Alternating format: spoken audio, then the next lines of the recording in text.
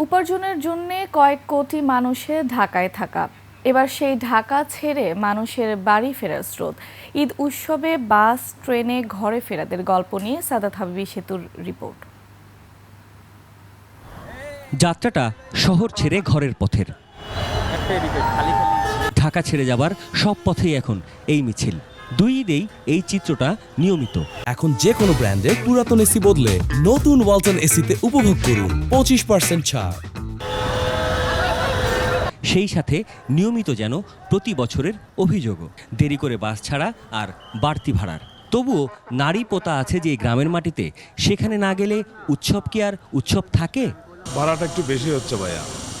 হ্যাঁ, কিন্তু তারপরে তো ঈদের উপলক্ষে মনে করেন আমাদের মা বাবার কাছে যেতে হয়, দেশ বাড়িতে যেতে হয়। বাচ্চা নিয়ে লাগেজ নিয়ে এইখানে অনেক স্ট্রাগল করে আসছি, এখন খুলনার উদ্দেশ্যে যাব, বসে আছি আর কি, ওয়েট করতেছি। বাস এখনো পাই না। 50 টাকা বাড়তি নিচ্ছি, কারণ গাড়িটা খালি আসে, যাত্রী আমরা বইলে নিচ্ছি, কারণ গাড়িটা যাওয়ার টাইম ভরা যায়, আসার টাইমে খালি আসে।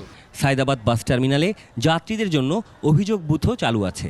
তবে এসব অভিযোগ কেন্দ্র খুঁজে পাওয়াই দুষ্কর। তাই তো 24 ঘন্টায় এখানে অভিযোগ পড়েছে মাত্র 5টি। জরিমানা হয়েছে 29,000 টাকা। সকাল থেকে কমলাপুর রেল স্টেশনে শিডিউল অনুযায়ী বেশিরভাগ ট্রেন ছেড়েছে। যাত্রীদের অভিযোগ শুধু এমন গাদাগাদি ঘিরে। এত ভোগান্তি নিয়ে পরিবারের কাছে ফেরা, তবুও মনে শান্তি, স্বপ্ন যে বাড়ি যাচ্ছে।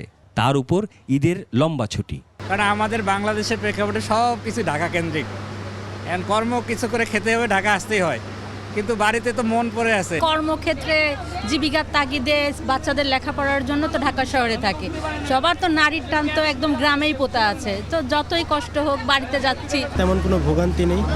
এর আগে কিছু ট্রেন গেছে যেগুলোতে মোটামুটি ছাদে একটু রাশ ছিল বেশি। এমন আবেগী আলাপের বাইরে ভীতিকর দৃশ্যও আছে। ঝুঁকি নিয়ে রেলের ছাদেই শাওয়ার হওয়া। কি বলবো, বলার মতন কিছু না। হ্যাঁ, ঝুঁকি, তারপরে কি করবো, যাওয়াই লাগবে। রেল পুলিশ যাত্রীদের বারবার মানাও করছে, কিন্তু কাজের কাজ হচ্ছে কোথায়? সাদাত হাবিবী সেতু, 21 টেলিভিশন, ঢাকা।